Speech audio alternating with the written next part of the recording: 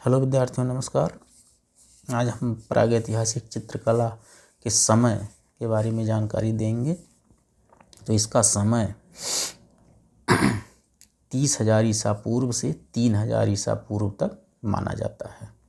जैसे प्रागैतिहासिक काल का समय और प्रागैतिहासिक चित्रकला का समय दोनों में अंतर है, तो दोनों को समझ लेना आवश्यक है। जैसे प्रागैतिहासिक काल का समय 30,000 ईसा पूर्व से 50 ईस्वी तक माना जाता है, किंतु प्रागैतिहासिक चित्रकला का समय 30,000 ईसा पूर्व से 3,000 ईसा पूर्व तक माना जाता है। इन दोनों बातों को आप लोगों को समझना आवश्यक होगा।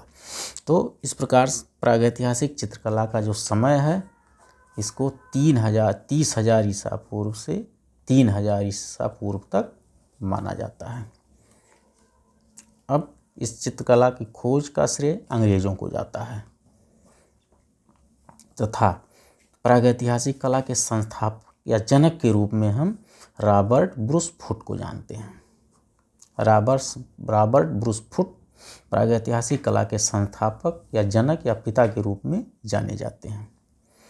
ये एक अंग्रेज थे और इन्होंने ही मद्रास के समीप पल्लावरम नामक स्थान से सन 1863 ईस्वी में औजारों की खोज किया था।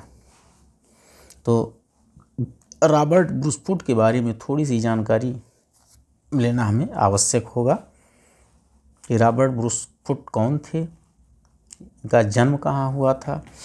तो रॉबर्ट ब्रूस फुट महोदय का जन्म इंग्लैंड में हुआ था।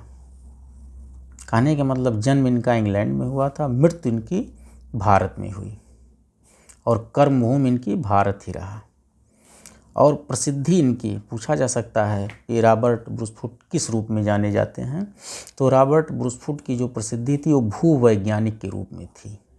भूवैज्ञानिक के रूप में रॉबर्ट ब्रूस फुट महोदय जाने जाते हैं। तो प्रागैतिहासिक काल का विभाजन सीजे थॉमसन ने किया था। इन्होंने अपनी इसके अध्ययन की सुविधानुसार प्रागैतिहासिक काल को 3 भागों में बांटा था। कितने भागों में बांटा था? 3 भागों में बांटा। पहला पुरा पाषाण काल, दूसरा मध्य पाषाण काल और तीसरा नवपाषाण काल।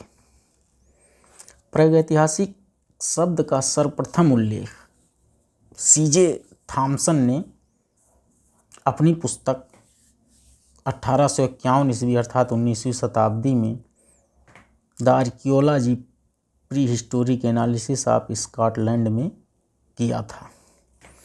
तो प्रागैतिहासिक जो शब्द है, इसका प्रयोग सीजे थॉमसन ने अपनी पुस्तक में किया है। तो अब हम पूरा पाषाण के काल के बारे में विस्तृत जानकारी प्राप्त करते हैं। इसके 2 भाग हैं। पहला उच्च पुरा पाषाण काल, दूसरा निम्न पुरा पाषाण काल। इसे अंग्रेजी में हम अपर पैलियोलिथिक एज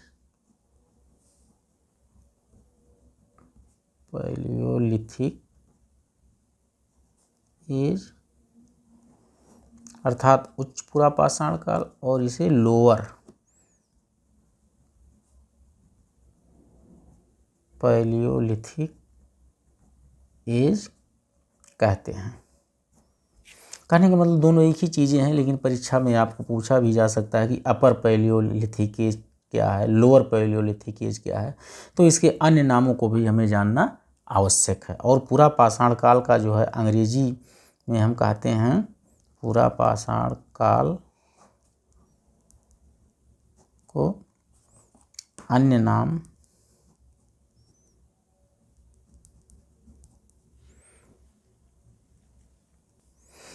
तो पूरा पाषाण काल को हम पैलियोलिथिक एज भी कहते हैं। परीक्षा में कोई भी अब पूछा जा सकता है आपका कि पैलियोलिथिक एज का समय क्या रहा है।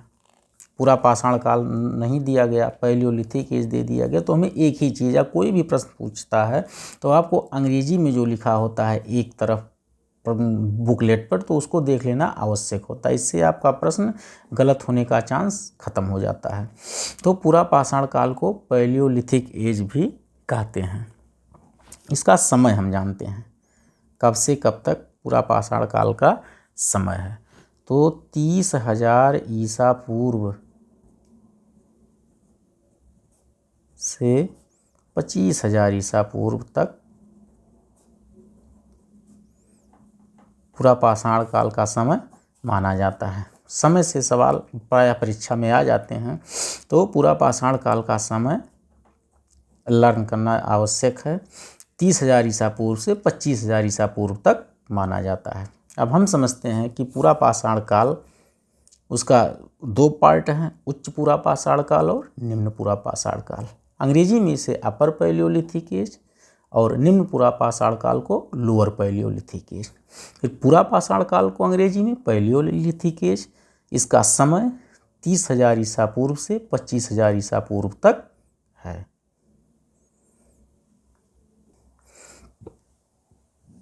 तो हम आशा एवं विश्वास करते हैं आप लोगों को कि पूरा पाषाण काल का जो इंट्रोडक्शन अर्थात प्रस्तावना दिया गया आप लोगों के समझ में आया होगा।